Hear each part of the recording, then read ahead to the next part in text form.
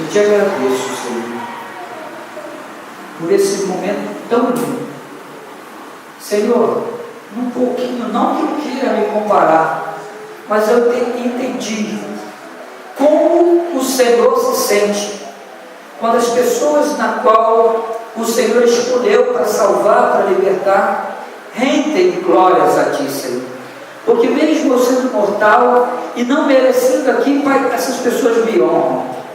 E ó Deus, eu quero pedir agora, Pai, segundo a Tua palavra de autoridade na qual o Senhor me pôs como pastor dessas ovelhas, ó Pai, eu quero em nome de Jesus agora abençoá-los, ó Pai. Deus, eu quero aqui profetizar sobre essas vidas. Toda quebra de maldição, Senhor, que ainda existe na vida de alguns, ó Pai, que em nome de Jesus seja quebrada agora, Pai. Estraçalhado as armadilhas do diabo contra cada ovelha, Senhor, que é tua, mas que tu destes, ó Pai, a mim, Senhor, para estar aqui com elas, ó Pai, dirigindo.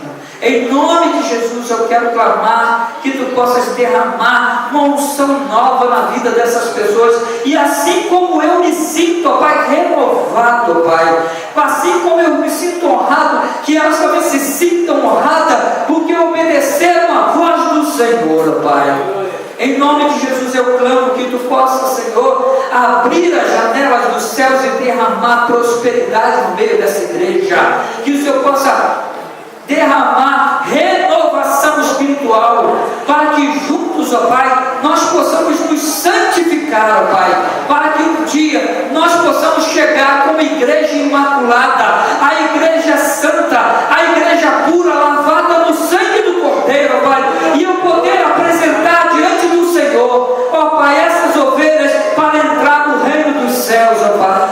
Ó Deus, eu também quero pedir a bênção e abençoar essa igreja agora, Pai, com uma unção de evangelistas, ó Pai, para que eles também possam, ó Pai, ganhar almas para o Senhor Jesus.